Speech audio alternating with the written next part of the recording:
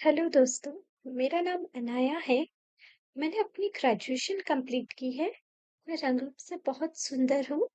कोई आते जाते एक नज़र मुझे पलट के न देखे, ऐसा कभी नहीं हो सकता था। मैं अपने परिवार में और अपने दोस्तों में उनकी जान हूँ। सब मुझसे बहुत प्यार करते हैं। मेरे आसपास का माहौल हमेशा खुशनुमा रहता है। मैं हमेशा खुशियाँ बांटने में विश्वास रखती हूँ और सबको मैं हमेशा खुश रखती हूँ। मैं जॉब के लिए दूसरे शहर जाने का सोच रही थी और भगवान की कृपा से मुझे एक बहुत बड़ी कंपनी में जॉब का ऑफर भी आया। मैंने सोचा कि जॉब ज्वाइन करके अपने परिवार को खुश किया जाए और घर वालों को मना कर मैं बड़े शहर मुंबई जाने का फैसला लिया। लेकिन मुंबई में मेरी कोई दोस्त नहीं थी। फिर भी मैंने जाने का सोचा। वहाँ मेरी एक दीदी रहती थी। दीदी का फ्लैट था जो उन्होंने किराए से लिया था। सोचा कि कुछ दिन दीदी के साथ रह लिया जाए।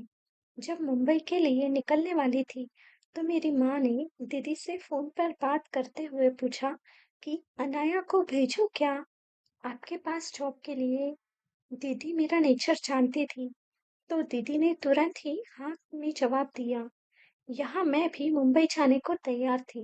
आंखों में बहुत सारे सपने लिए, लेकिन मन में एक डर भी था कि मुंबई मुझे में समा लेगी या नहीं।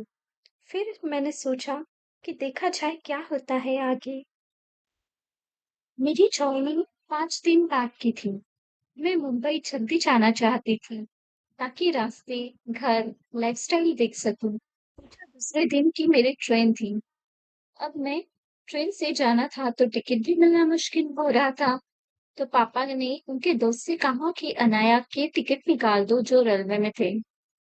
अंकल पापा के अच्छे दोस्त थे, तो मुझे टिकट स्पेशल कोटा से दिलाए। शाम को टिकट लेकर पापा घर आए और मुझे आवाज देते हुए अपने पास बुलाया और कहा कि आज मेरी गुड़िया मेरे पास बैठी। और पापा ने जेब में हाथ डालते हुए टिकट निकाला और मेरे हाथ में रखते हुए कहा कि तेरी पढ़ाई के बाद की नई जिंदगी का फेज आ गया है। तू अपने पैरों पे खड़ी होने जा रही है बेटा। जिंदगी में कभी भी हारा हुआ महसूस हो तो तुरंत मुझे या अपनी माँ को लगा के बात करना। तो जहां भी होगी, जिस भी हालत में होगी, अच्छी बुरी, सही गलत कुछ भी, हम तुझे अपने पास रखेंगे और तुझे डांटेंगे भी नहीं।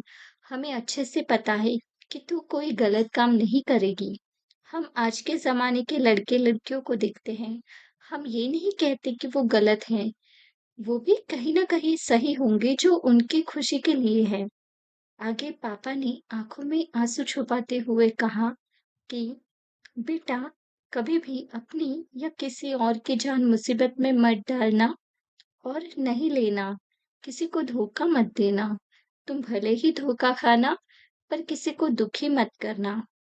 पापा की बातें सुनकर मेरा पेशेंस लेवल खत्म हुआ और मैं पापा के सीने से लगकर रोने लगी। सोफे के साइड चेयर पर बैठी मेरी माँ भी रोने लगी। मैंने तुरंत माँ को अपने पास बुला लिया। फिर हम तीनों रोने लगे। फिर अचानक से पापा ने कहा कि बेटी के साथ आज सेलिब्रेशन किया जाए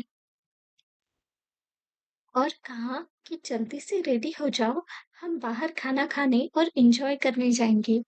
मैं और माँ जल्दी से रेडी हुए। माँ ने मेरी फेवरेट रेड कलर की साड़ी पहनी थी और मैंने रेड कलर का सूट। पापा ने रेड कलर की शर्ट पहन ली थी। आज हम तीनों एक रंग में रंगे हुए थे।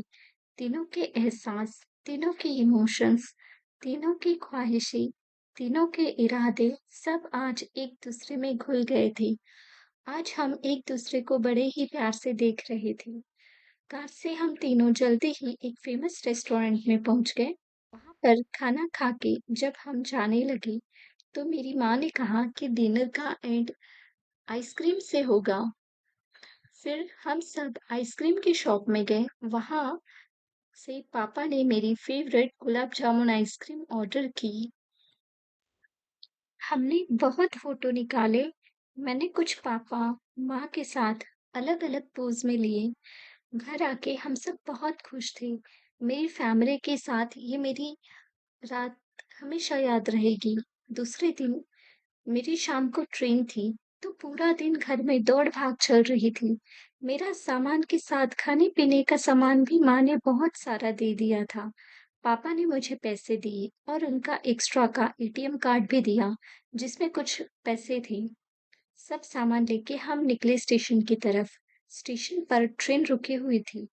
पापा, माँ ने मेरा सारा सामान और मुझे ट्रेन में बिठाते हुए कहा कि बेटा बिल्कुल भी डरना नहीं है, दीदी है वहाँ पे और कुछ भी दिक्कत आए तो कॉल करना। सबको गले लगाकर मेरे पापा, माँ ट्रेन से उतर गए। मेरी आंखें अभी भी मेरे पापा और माँ को देख रही थी। उनको बाय करके ट्रेन आगे बढ़ने लगी और साथ में मेरे आंसू भी। मैं जल्दी से आके अपनी सीट पे लेट गई। खिड़की के बाहर के नज़ारों में मैं खो गई। देखते-देखते मुझे नींद लग गई।